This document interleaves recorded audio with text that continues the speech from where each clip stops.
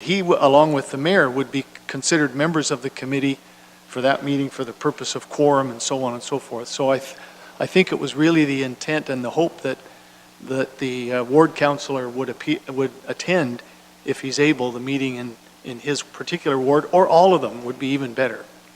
So that's why we wanted to make sure everyone was aware of those dates as early as possible, so you can mark it in your calendars. Any further questions? Any further comments? Any further discussion? Councillor Brunton. My I guess question is to the committee or to council is, what is the general format? We're looking for input from the public, am I correct? And will there be some specific questions that we should ask, like, so they just don't get up? I mean, people can come and say whatever they want, I suppose, but my concern is, what are their ideas of location, perhaps? What do they want? And I know we've been through some of that, perhaps, but I don't, maybe Councillor Oliver or somebody can answer that question. What is the format of the meeting to get the input we need somewhat on a consistent basis from all the locations? Right. Can somebody answer that? I guess that would be you. Do you want? You can go with that. I think what we want to do is we want to talk to all of everybody in Norfolk. If we do go ahead with the hub, is going to be paying part of that. So the whole idea is to let them tell us what they want to see. What do they want? What are we talking about? I don't know what we're going to have. Are we going to have anything that will indicate, you know, what it might cost or something like that? I don't know whether are those things that we even should touch. I'm not 100% certain. But there are questions that people want to ask. They're going to want to know, where's it going to be? I'm sure of that, and many other things. And to me, I'll turn it over to Councillor Oliver. He's probably more in tune than I am. So. Well, Mr. Chairman, I agree with Councillor Geisens. I think those are the kind of questions that we assume the public will want to ask, and I think we need to ask those questions of the people that attend. So we haven't discussed this until after tonight, but I personally think it might be a good idea to come up with a list of half a dozen questions that over the course of the evening we would ask people to address when they stand up at the podium or the microphone to address the committee. I'm sure Mr. Cridlin might have some comments on this as well. You mentioned possible locations, Councillor Brunton. I think that's a great idea, and I think we need to talk about that and maybe have some information. Councillor Black suggested we have information available to the people that come that shows where we own land. Do we own land in every one of the urban communities, or any one of the urban communities that could house a new facility, whatever that facility might be? I think that's part of the discussion that we need to get feedback on from the public and from the stakeholder groups. Go ahead, Councillor Brunton. Yeah, I'm I guess as much at a lack of understanding myself as what people might want, but I know location is very important, and I'm wondering if the people are going to like, unless they are given some parameters to come forward with, we really, and it's got to be somewhat consistent across the county, right? I mean, it can't be, like, I know when I went to the one at Fanshawe, people were talking about ball diamonds, and I think some of us may have had an email, or I had a phone call, or about the rubberized track in Port Dover around the high school. Like, one person already thinks we need that renewed, and so we're going to have one of them at Valley Heights. I don't know. Like, how do we keep it consistent with all the urban areas, I guess, to start off with?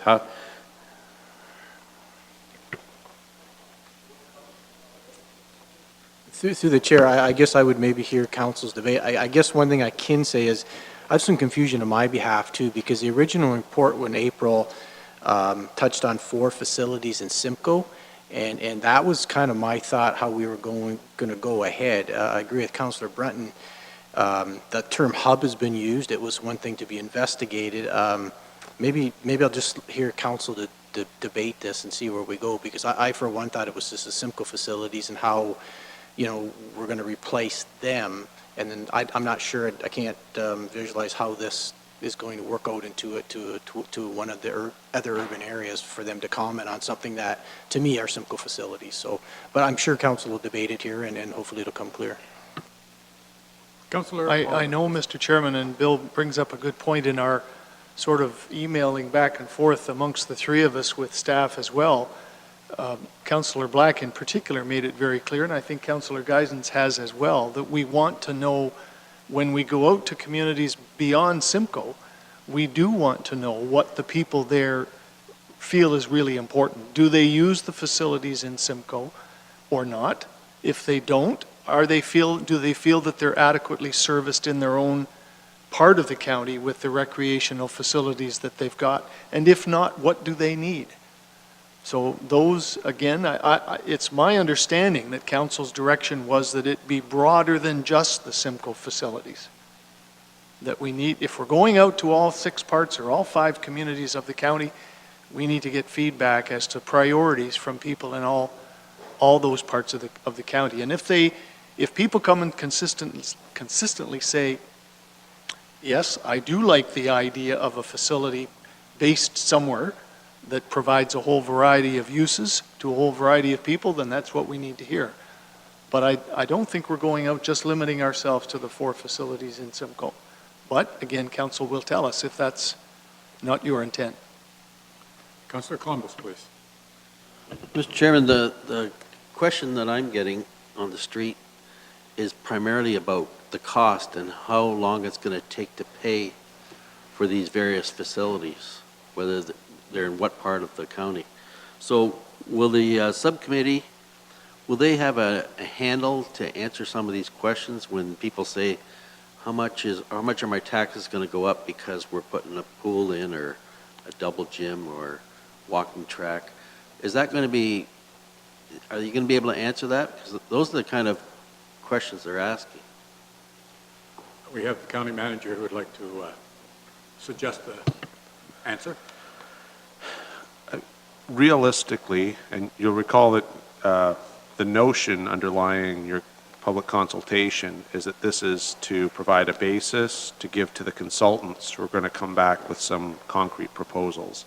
And it's to the consultants we look to for ultimate pricing. I think, so to that, it would be extremely premature, because you couldn't know if you're answering questions about a facility that was just swimming pools, or that was a seniors entertainment complex and a pool and a library and so it goes. And without that context, there's no way you could ever give any answer that would in any way be reliable. So this is the early part to avoid that. Not to avoid that. This is the early part to set the stage for what would come next. That being said, I did have some discussion with Richard Roberts, who runs our GIS facilities. He has the capacity to produce very high quality mapping products, which we could blow up on sort of laminate boards, large.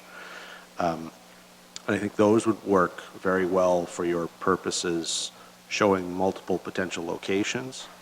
It would be, I might suggest, this council consider whether you want instructions to show county-owned land in the vicinity of all the urban areas, or Simcoe and Delhi, or, it's not for me to tell you, but where you might like that. Self-evidently, you do it for Simcoe and show potential locations. The problem with doing them for every urban area is that when you go to any given area, they're just going to talk about their community, which might not get you anywhere beyond the sort of what people would like to see. But that would be we could produce very good graphics for you to facilitate what I think would be very engaged discussion, if you could give us just a little bit direction of what you'd like, what areas, or what you'd like on those graphics. That can be produced for you, and then that can be shown to everyone at the same time. That might be helpful. Councillor Brunton, you still have the floor.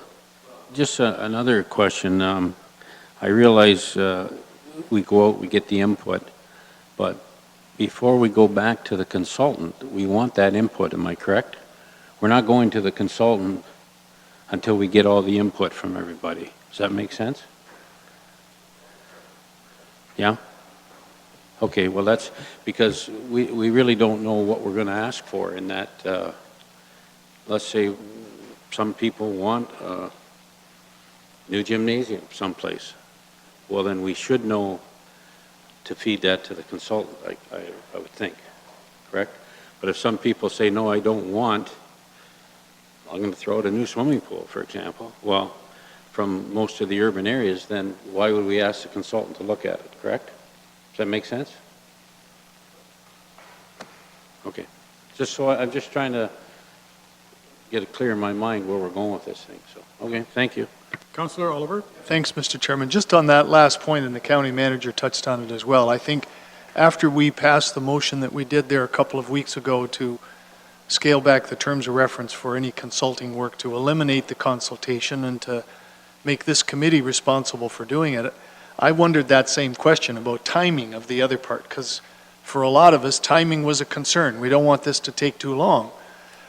So I was told by staff, I think our committee was told by staff, that it's staff's intent that once we've finished our work as a committee and council has looked at it and said, yes, we like this or we don't, then that would be used as a basis for what would go to the consultant to have them look at in terms of more detailed capital costs and operating costs and potential revenue and efficiencies that might result from consolidating facilities and that kind of stuff. Any further questions? Seeing none. Anything else, Councillor Oliver, that you wish to? Councillor Geisens? So you're all right then as far as the terms of reference I am. as presented? So do we need a motion for that? Yeah, we need a motion then, that we accept those. And do we have that? I don't have it. So moved by Sonnenberg, seconded by Brunton. Is that correct? All in favor? Motion is carried. Now, With the amendment for the 7 PM, 6:30 yeah, open and 7. with the amendment to 7 o'clock. Now, we're at number 11. We got 11, 12, 13, 14, 15, and 16. I estimate we'd be approximately a half hour. Do you want to have a 10-minute break, or do you want to go for the right now? Get her done. Pitter patter. All right. Report to council members. Mayor Luke, you have anything for us? Are you on other business already? No, I'm on report to council members. No, I don't have any report to you. Oh, well. Surprised you asked me. But when I do get a report, I'll certainly give it to you. Well, thank you very much. What a nice guy you are. Any motions? No motions. Notices of motion. You've all received the notice of motion, which will be dealt with next week. Am I correct? In 2 weeks, sorry, because we're not meeting next week. At which time I will speak to the motion then. I'm sorry? Through you, no, it's when you have a notice of motion at CIC, it becomes a motion at CIC. It doesn't go to council, so there will be a council meeting next week. It's just the notice of motion takes 3 weeks when you go through CIC. Thank you. Other business.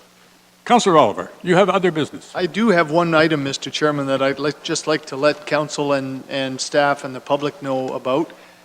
You will have all received a notice of this, but this Friday morning, SCORE and its partners are hosting the second annual Local Food Champions Recognition event. And what this is, and it's part of our obligations under the Food Hub project, which has been sponsored by the Ontario Trillium Foundation, as you know, through SCORE. But as part of the exposure and recognition component of that funding, we are trying to promote local food and local food champions. So people were invited to nominate whether it was a farmer, whether it was a restaurant, whether it was a food processor, a research facility, whatever it might have been, for their contributions to promoting local food and local agriculture, obviously, in the 5-county region of SCORE. So it's happening this Friday morning at 10 a.m. at the James Allen campus of Fanshawe College.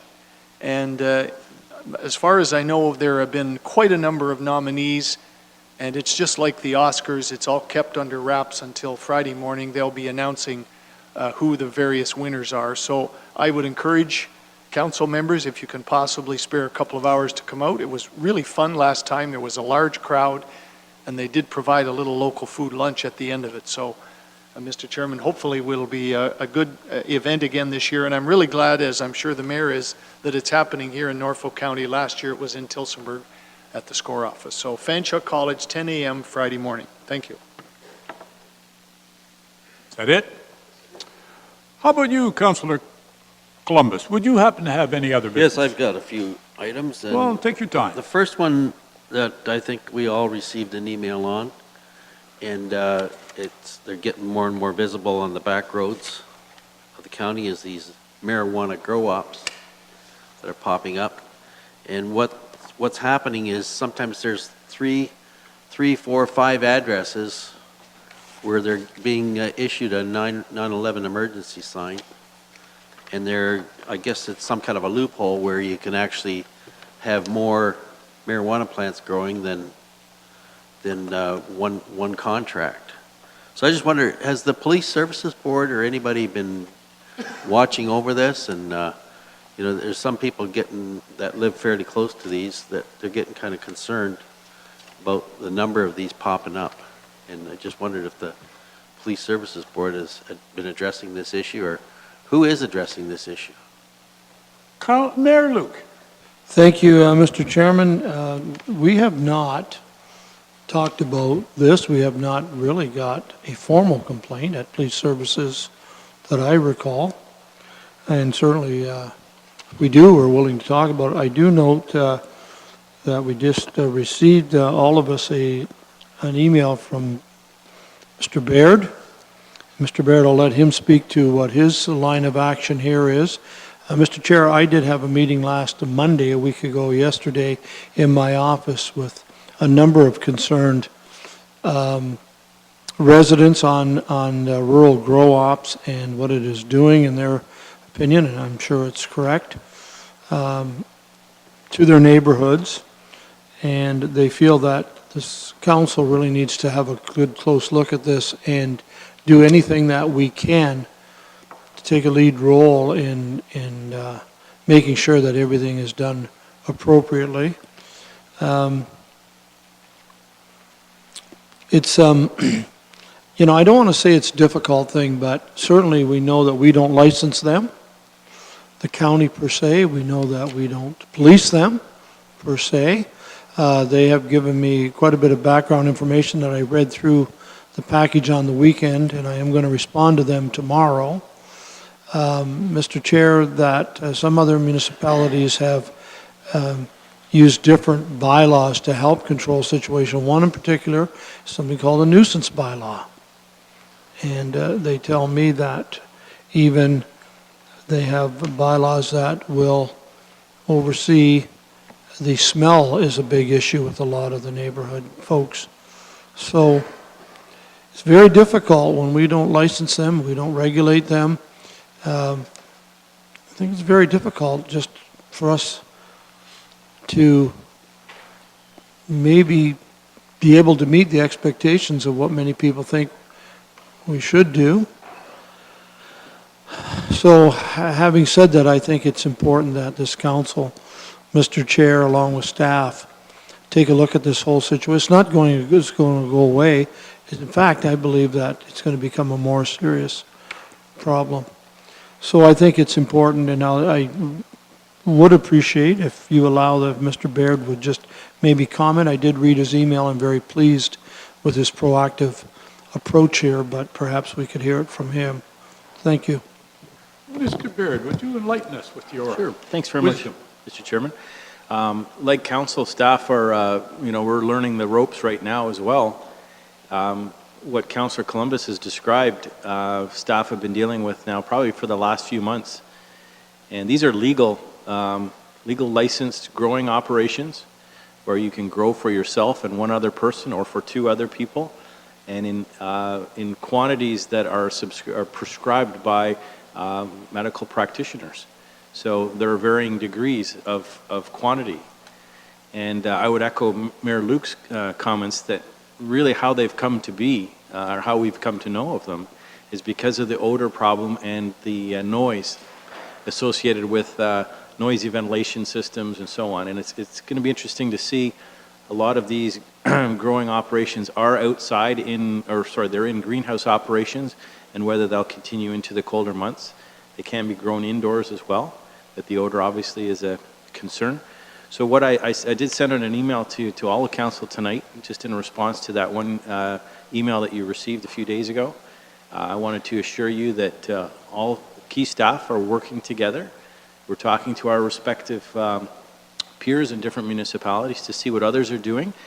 Mayor Luke mentioned about a nuisance bylaw. We don't necessarily have one, but we do have a noise bylaw. We may have an opportunity to deal with that. Odor is not something that we've typically regulated beyond fast food establishments, where it deals more with grease and odor, that sort of thing. Yeah, time will tell. We'll definitely be back. We know it's not going anywhere. I have directed our GIS group not to issue any further multiple civic addresses, which is, as was suggested, is a bit of a loophole, and we will be revisiting those few that have gone out. Just so everyone's clear, each license to grow is based on a civic address. So some individuals, some growers are seeking, 123A, 123B, 123C, and so on, as a way to multiply their ability to grow. So we're getting a handle on that, and I think that's great. It has to be done in part and parcel with the OPP, again, but it is a legal licensed operation. So it's more of a nuisance factor. So we hope to bring back some options and let you know what others are doing in the province and the country, and we'll just see what happens from there. But we are going to move quickly because it's just exploded. Hope that's helpful. First of all, you finished, Mayor Luke?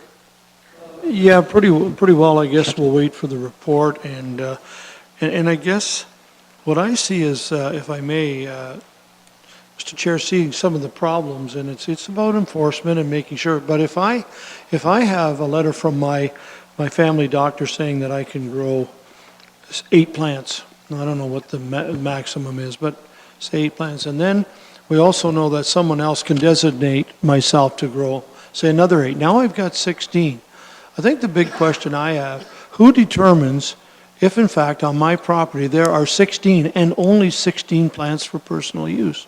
Who has the authority to go in and check and say this license? And when we talked about this zoning years and years, well, it wasn't that long ago, a couple of years ago, I raised the issue about enforcement. We talked about, and I know that the larger operations, we agreed to go in the agriculture zone and into the industrial. And there was debate around this table at that time. There was OPP input that they favored the industrial area only for enforcement. But notwithstanding that, when it comes down to a personal license or letter that I have for personal use, are the federal government coming out to check every site? If so, how often? Will they do it on a complaint basis? I think that's the real gray area when people ask me these questions. I don't know. Is it covered under our bylaw? No. Not that I'm aware of. And if it isn't, what are we to do? So I think this is good that we have this discussion. We have a report. Even I've encouraged these folks that have concerns to come in, and I recognize they don't always want to come and publicly be at that microphone for fear of, retaliation or harassment or whatever. But I think this is something that we have to take a serious look at, because I think it's just going to be a lot of headaches down the road if we don't know very clearly how to deal and who is the person or agency to deal with these complaints. And if it isn't us, then who is it? Thank you. Thank you. Councillor Columbus. Yes, I just wondered too, how does MPAC assess one of these large grow operations? Can somebody find that out? Because it, you know, are they being, is it being issued under an agricultural license where you pay 25% of the tax base, or anybody? We can include that in the report, Councillor. Okay. And with the number that are popping up, I just wonder if we should not direct a letter to someone in Health Canada to come and speak to us, or else at least just express our concern to the minister as to what's happening out in the rural countryside with the number that are popping up. So I just wonder if it would be worthwhile to do that. If I may, the federal government is going through the amendments to the criminal code, but virtually every aspect that would be of concern to our residents is ultimately provincial jurisdiction. As the province of Ontario has been very forthright that it's working on its, and it doesn't know if it'll be able to have rules in place for the target legalization date next year in July, which may have an impact on the federal government's timing. But really, we will do anything this council instructs us to do, and Mr. Baird will bring back a report. But I would like to suggest to you that Norfolk County should not be the one. We should rely on the province and some of our larger neighbors to come up with the best practices and try to adopt those immediately and forthwith. And we can be involved in those conversations, but there are a lot of very large organizations in this province, including our provincial government, that are looking at how municipalities can go about regulating, whether that'll have to be changes to our Planning Act, to Municipal Act, et cetera, et cetera, et cetera. So there are a lot of people being paid to address this, and I wouldn't want to devote our relatively limited staff time to reinventing a wheel that I think our neighbors are going to invent quite well and that we'll be able to copy and paste and adapt to Norfolk's needs as best we can, sir. Okay, well, hopefully with everybody thinking about it, they can move forward on it as quickly as possible. Councillor Oliver, please. Mr. Chairman, just on that item before Councillor Columbus goes on, I was looking at the mayor as well. We do have a police service board coming up this month. It's September, and we'll make sure it gets put on the agenda for that board as well. Thank you. Got some other items. Is it your turn? Yes. Well, then please continue. Just wondered where we are with the Archimedes screw on the Quants Dam in Delhi. Through the mayor to council, it is proceeding. I believe the Class CA is complete, but I can provide a full update via email if you'd like. Okay, thank you. And Delhi is celebrating their Fall Fest. It's 2 weeks earlier than what it was previous years. A lot of entertainment, food vendors, and kiddie rides, so hopefully you can spread the news and we can have a great attendance at that event. And the Ag Business Tour is on tomorrow at 8:30. Bus leaves at Talbot Gardens, so good to see all of you out for that. Thank you. Thank you, Councillor Columbus. Councillor Geisens, might you have some? Just one, and it's through to Lee. I'm getting some calls about the roadside cutting. Have we not done the second one yet, or are we leaving some out, or what's happening? Through the chairman to council, you'll recall that the motion was put forward last year to delay the fall cutting until after the middle of October. So it has not been undertaken yet, but it is scheduled to occur after October 15th. Councillor Height, would you happen to have some concerns? Yes, Mr. Chair, I do. I want to thank you guys for coming out to Bayfest. It was a pretty good day. We all had fun. It was busy down in the best port in Norfolk County. Now, I had a few questions over there that people had asked me, and that was on our committees and things. Bayfest, Fall Fest, they all have to have independent insurance. Is that not correct? Maybe Ms. Darlington can answer this. Through the chair, that's correct. For the special event permit process, the event organizer has to carry the appropriate insurance. And they get that from their own insurer? Through the chair, that is correct. Which, as I understand it, is ridiculously expensive and takes away from their ability to put on more activities, and it keeps climbing and climbing. We know insurance never goes down in Ontario, even though certain governments threaten to reduce it. But can Norfolk County just not put them under our rider? Because we send money to a committee, and they probably spend it on insurance.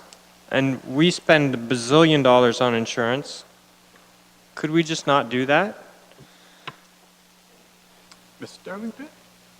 Oh, she's going to the real boss here, the big one.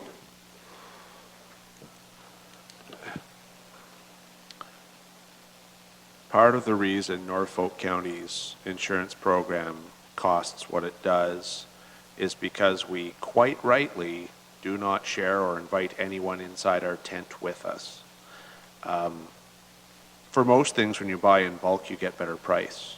For insurance, for those of us with, amongst other things, an excellent risk management department and proper proactivity amongst, in fact, throughout the corporation, we gain the benefit of that in relatively low claims. Were we to consider, I appreciate why from a social perspective it would look like a positive move, but we'd have no way of quantifying the risk of taking 1 dozen, 2 dozen, 3 dozen festivals under our wing, and our rates would skyrocket significantly. I would suggest to you that if it's council's will to give grants or financial support to various festivals so that they can buy insurance, that would possibly be a reasonable use of public resources. But for a lot of good reasons, the insurance professionals on staff would hate to contaminate our record by attaching it to any other any third-party organization, be it charitable or for-profit or other municipality, because we benefit from our own, and we don't have that control over them, or over any third party, in this case, charitable groups. So there's no bulk discount to help those people out, is what you're saying? Insurance is about the only product in the world where it doesn't help to aggregate, which we've seen in other municipalities. OMEX crashed. All the municipalities got together, and about a third of them in Ontario were part of an insurance combine that died a death last year. That's a great example of just not getting better by being bigger. It's sort of the exception that proves the rule. Okay, thank you for that. I guess we'll just keep giving them grant money to help them recover some of that. Now, one of the things that you'll notice that you did not see at Bayfest, and that's recycle bins. You don't see them anywhere in Norfolk County for some reason. Now, over the holidays, I was at a function in Niagara at the AG Association down there. On their fairgrounds, they had recycle bins and garbage bins. And I spoke with the manager of Norfolk County Fair last year about that, and he said the problem was that people throw garbage into the recycling bins. So I sat and I watched for about an hour, and people actually use the recycling bin, especially younger generations. They all use it. Every single one of them would come up and throw the recycling into the recycle bins. At Norfolk County, you don't have that option. And it's not right, Mr. Chair. You know, Norfolk County is a leader in conservation. Forest capital of Ontario, First Forestry Station, Alice program, and yet if we don't throw our garbage in the ditches, we throw it in 45-gallon drums, and it gets taken away, trucked out of here at a ridiculous cost, and what we need to do is concentrate on a reduction. How do you do that? You recycle. I have a lot of seniors in my ward, Mr. Chair, and there's a lot in Norfolk County, and they will all tell you back in the day they recycled more than what they do today because it was of value. And in that value is not sending it to Brampton to be incinerated. I've been here for almost 3 years now. During our one budget where we deferred some of the costs and things like that, there was supposed to be a garbage reduction report coming to council. A feasibility study was supposed to come. Is that this decade? Next decade? When are we going to address that problem? It costs us millions to get rid of our garbage.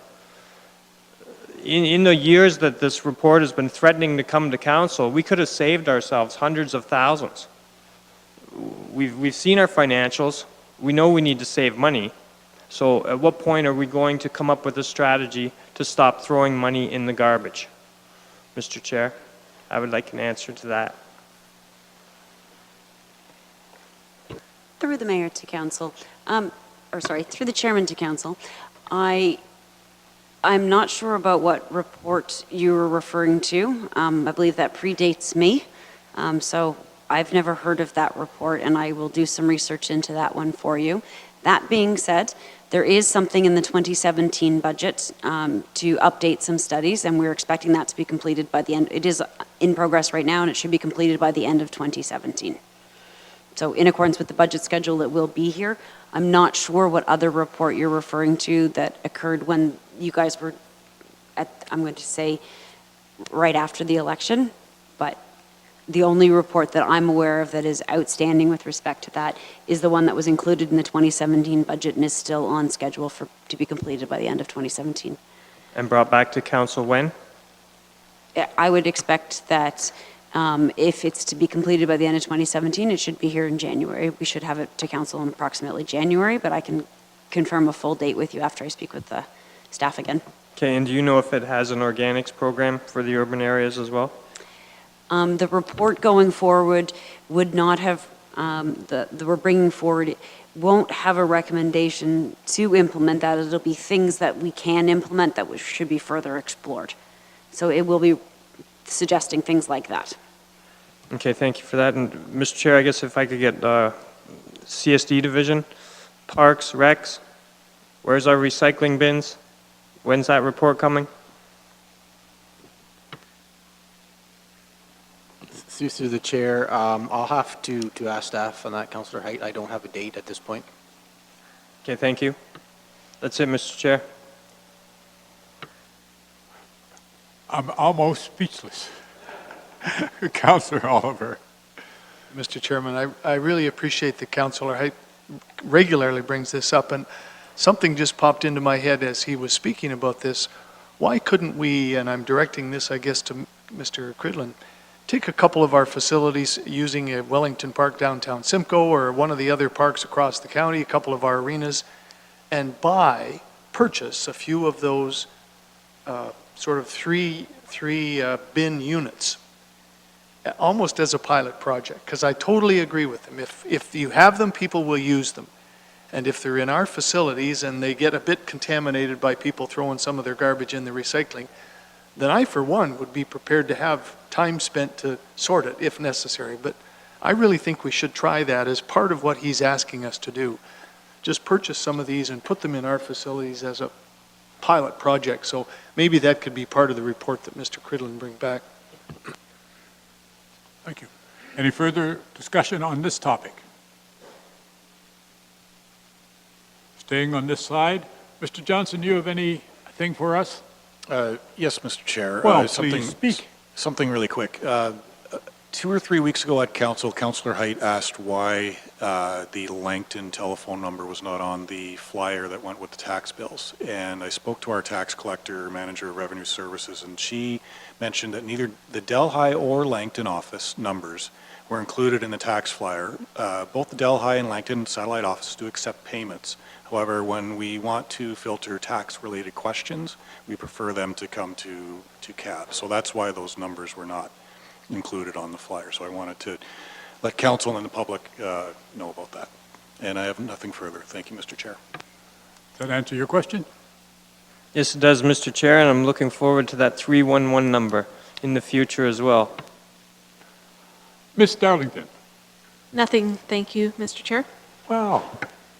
Mr. Beard. Mr. County Manager. You? Nothing to say? Oh, my. And who said miracles no longer happen? All right, we'll go over here. Councillor Sonnenberg. Thank you, Mr. Chairman. If we could go back a minute, please, to the topic of marijuana grow-ops. There's a situation in my area that's seldom discussed, and that these grow-ops will actually ruin a building in which they are grown. The stench is unremovable. It seeps it right into the structure itself. People can't live in them. They can't be resold. I have 3 dwellings in the hamlet of Villanova that were grow-ops, and they're all right beside each other. One is not too bad. It looks good. I think they've tried to clean it up inside and aerate it, but they've tried to sell it and can't sell it. The 2 other ones are totally derelict buildings. One was once a dog pound. If you remember, a few years ago, there was a house in Villanova that was full of dogs. When the dogs left, they grew marijuana in it. So you can imagine what that place is like. It needs to be demolished. The house next to it had marijuana grown in it, and it's ruined, and the kids have broken into it and tried to burn it down.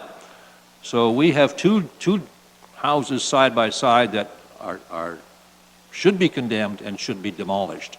And my question to Mr. Baird is, what is the process? How far gone do these buildings have to be? If the person has paid taxes on them, do we have the right to go in there and condemn them and demolish them? What's the process? Through the chair, the process is to contact our building division. Our chief building official or any of his staff are most capable of going out and doing an assessment. We have a property standards bylaw that deals strictly with that, and there's provisions in the building code that if there's an unsafe condition that poses a threat not only to the public but to the resident, in some cases we have examples where people actually reside in conditions which are completely unsafe, and we will at times engage with our colleagues in the health unit, as has been in the case previously. So best thing to do, if there's any questions that way, just contact our chief building official, and he will initiate the next steps. Thank you. Okay. Finished? Mayor Luke, might you have Mr. something? Chair, I have 5 very short items. They're all somewhat related to Ms. Robinson's department. First of all, I think some are aware that the bridge in Victoria was completed ahead of schedule, a couple of weeks, middle of August. I think the contractor did a tremendous job on that bridge. It's absolutely beautiful bridge. So that was good to see that completed. My second issue is, I understand by my conversations with Lee Robinson that our condominiums now can apply and get their garbage situation addressed. Could you comment on that, please? Because I've had 3 different inquiries, and one is already applied and I believe is getting picked up, I'm not sure. Through the chairman to council, absolutely. We have rolled out the application process for the condominium corporations, and if they contact the Public Works Department, we will be happy to provide them with the application package, and if they can go through that, and then we will work with them once they've submitted their application. I think it's important that we announce that publicly so they can apply if they so choose. I was pleased this morning to see that the work to resurface the Queensway West Highway began this morning at the west end by the OPP station. I believe the contractor's Dufferin is what I saw on the trucks. That is correct. Ms. Robinson, go ahead. That is correct. Much of the work will be done at night and overnight to minimize the traffic disruptions as well. For example, when we're actually milling off the surface and the repaving, a lot of that will be done in the evening to minimize the interruption to traffic in that area. Thank you for that, Mr. Chair. The next one is a question to Lee. As I was sort of carefully going through the pylons there, that the lanes are narrowed from 4 to 2, I've noticed that the area in front of the OPP station, the field as I call it, that was work had been done on, well done on previously, probably should have some grass cut sometime. Is that our responsibility through the chair, or is that Ontario Land Corporation? Through the chairman to council, I believe it's a little bit of a gray area, and I had asked staff last week to follow up on that. Okay. It's technically not our land, but we have an agreement in place because of the equipment that we have there. So I think it kind of falls in the middle, And I have asked staff to follow up on that one already. Appreciate that. My last item, Lee, you're going to love me, but I'm asking it. It's called Meisner Dam. And I know I have had ongoing discussions a little bit over the past few months. And I guess I'm looking for an update, and if you have anything to add, and then I have a comment or two. Lee, please.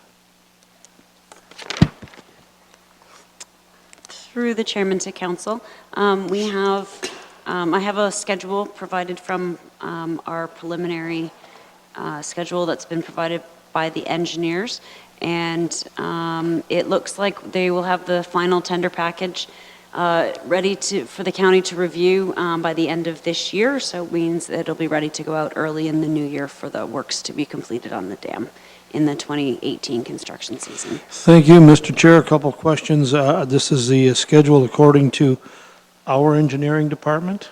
This is the schedule according to our consultant that's working on the project through our engineering department. Through the chair, Lee, is there any holdup whatsoever from M&R on this engineering work that has to be done and approved by them, I believe? Do you feel that there's any holdup from M&R on this process? Through the chairman to council, not at this time. It's moving, there's a lot of approvals and a lot of review that has to take place, and it's moving through the process. I don't think that there's any delays that I can attribute to anybody at this point. Well, Mr. Chairman, my final comment is we now hear 2018.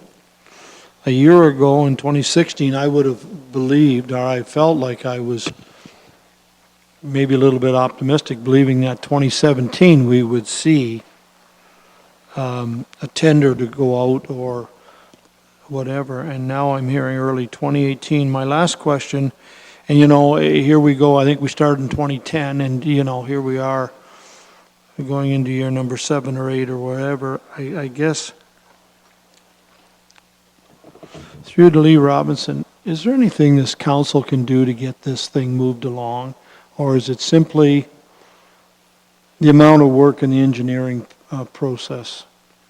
I just feel like I keep asking the question, and yet I don't want to be here in February saying, oh no, it's going to be the fall of 2018. Is there anything that we could be doing as a council to try to get this repair work done, finished, over?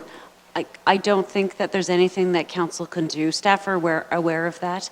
Due to the proximity to water courses, et cetera, with respect to that, we can't start the work until after the 1st of July.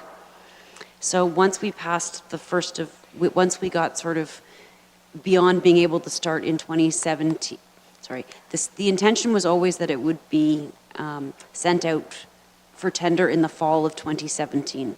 We're probably 6 to 8 weeks behind that, but given that the construction window cannot start until after July 1st of 2018, we don't feel that those 6 to 8 weeks is adversely affecting the schedule at this point, because it'll still be tendered in plenty of time for the construction in the 2018 year. Thank you, Mr. Chair. Thank you, Lee. Just to follow up before I come to Mr. Brunton, I would like to say that I'm going to retire in 2018. Boy, I'd love to see that project done before I retire. I was probably in diapers when we started this project. Go ahead, Councillor Brunton.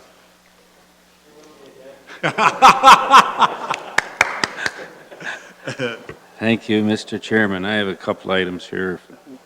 A couple are brief, but you heard tonight we talked about our purchasing policy, and I see it too many times where they want to waive the purchasing policy or it's sole source, and I really feel we're being taken advantage of at times, and I realize there's times when we need to hurry things up, but there's too much, and it seems to be the suppliers that have taken advantage of us, and it's not fair to the taxpayer. It's not fair to the taxpayer. We don't operate that way. We try to get competitive bids, I guess, if I could use those words, where it shows that we are saving the taxpayers money, and there's too many of them, and it comes from all the departments, and I'm not blaming the staff. It's the policy, and I guess, County Manager, I think we've asked to have the policy reviewed, have we not? Is that coming forward? You have asked for that Okay, to thank be you. reviewed. My second thing here is, I attended many things in Port Dover over the summer, John. Hallelujah. Yeah, and I love going down there in the hot days to see everything, and I've been to many of the events down there, and every time I've gone there, I've gone to the beach. I love to go and check things out. But I can tell you this, I have never once in all my trips this summer seen anybody on that wheelchair ramp or whatever we put in on the beach. And I say that because we did that with good intentions, but I have not seen anybody on it. And not one time. I did see 2 lawn chairs on it. 2 ladies were enjoying that, but other than that, I've never seen it used. And I just, what do we pay, $25,000, $30,000? And I believe, Councillor Wells, you said that they should use the pier. It's a better view. So here we are. Anyways, enough said on that. Number 3, I've been asked by 2 individuals, and this is a question for our county manager, because I did give him the documents about J-Lynn Crescent in Port Dover. They feel there's going to be some work done down there. There's some very clear direction in the Ontario Municipal Board orders as to how that was to take place. And my understanding is, 2 parts to my question. If there is something going to be done, there should be an agreement, and this council should see that agreement. It's right in the Ontario Municipal Board rulings. And I've been asked that by the couple of individuals in Port Dover. Could you answer that one for me, please?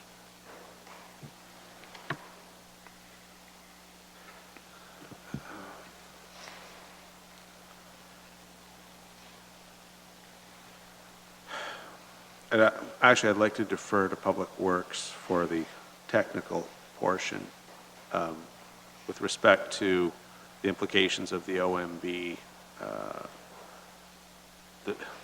There's a long, detailed analysis. We have had some of this discussion offline. It's not something I think is appropriate for this forum. Well, my question is... But as far as an update on the general status, staff are prepared to answer your question, and Ms. Robinson is best situated to do so. Through the chairman to council, the progress for the works on J-Lynn, they're proposed to be completed this fall. I believe that there's much confusion amongst the neighbors between what is required work for the county and what is with respect to the road. For example, we have to undertake some work there to address a water line that is not on county property that we need to rectify, and the way the stuff is serviced. Once that work is completed, we will be placing a surface treatment on the existing J-Lynn Crescent, as it is the surface treatment is to be used as a dust suppressant. That's the purpose of the surface treatment. So that will be done that. Those costs are recovered through the fees that the associated people pay us to maintain that section of road. Well, there are 2 property owners that I'm aware of that were in the Ontario Municipal Board rulings that were to enter into an agreement with the county. Now, do we have an agreement, or don't we? Through the chairman to council, I believe that there is some confusion with that interpretation. The OMB ruling, in fact, ordered property owners to maintain it. It did not order them to enter into an agreement. It simply ordered them to maintain it. So in order to maintain it to municipal standards, the county has offered to do that on a contracted basis with those property owners so that they can fulfill the terms of that, and the municipality can ensure that minimum maintenance standards are being maintained. Well, the agreements I've read, and I know I'm passing this on from concerned people down there, that the OMB documents that I reviewed strictly and completely identify an agreement with these owners to be made with the county. through the chairman to council, I'm struggling a little bit with having this discussion in open session, but suffice to say, we have had multiple lawyers review it, and we have opinions on the appropriate way, and that is what staff are implementing. If you'd like further information, then we'd be happy to prepare a report and submit it to the in-camera session so that we could discuss it in the appropriate forum. I'm really struggling with divulging information that should be done in camera here in a public forum. Well, I would like that because I'm constantly reminded by these individuals down there that they're waiting to see this agreement. And I said, well, I have no answer for that, so I would like to know. Through the chairman to council, I'd like to correct that. They've seen the agreement. The agreement has been provided to the appropriate parties that are party to the agreement on multiple occasions. It has also been provided to their solicitor. We have received numerous requests from adjacent property owners requesting that agreement. We are not in a position to disclose that agreement to adjacent property owners. The property owners that are actually contained in the OMB order have most certainly seen the agreement on numerous occasions. So there is an agreement. Again, I'd like to get it, I don't want to be discussing certain things in open session. I'm happy to provide that, but to be correct, you made a statement that would imply that the people that are party to it have not seen it, and that is 100% incorrect. No, I'm not saying that. The individuals I am dealing with that constantly phone me are asking if there is an agreement with people. I said if there's an agreement, I'm sure council would see it. That's the way my understanding would be of the whole issue down there, that council would see the agreement, and we've dealt with it many times as to who is doing what. I know there's fences to be moved and all that, but the upgrading of the road and everything, if there's an agreement, why wouldn't this council see it? Through the chairman to council, I believe that there's multiple issues that are going on down there, and the information that you're providing seems to be confusing the matter. The agreement has nothing to do with fences. It has nothing to do with compliance issues with the zoning and with infrastructure being located in the right place. There's a whole variety of issues, and again, if council is looking for that, we can certainly provide that. Much of that will be in camera for a variety of reasons.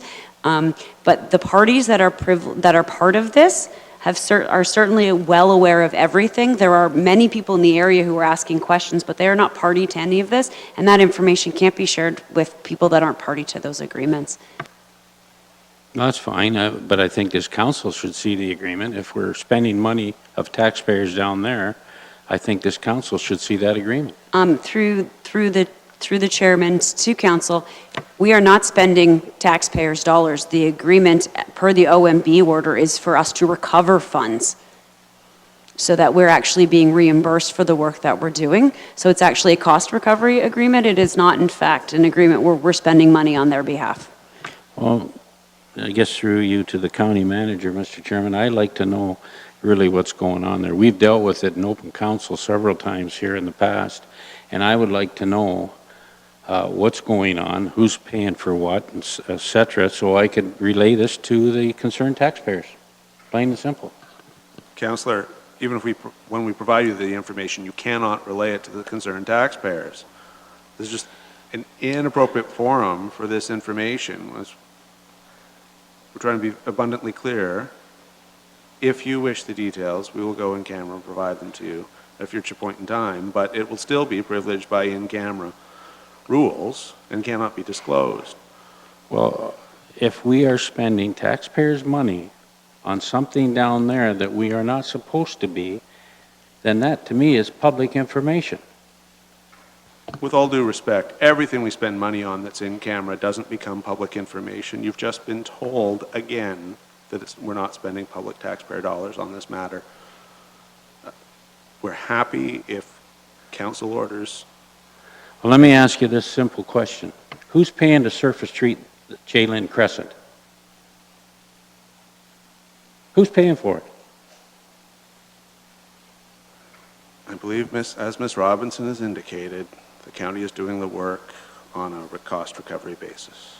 And are the owners paying for that have been identified in the agreement? We're not If they, capable of providing all the answers to you in a public session. well, it's not a complicated question. I would like to know that in camera then. We'll deal with that. Thank you. Finished?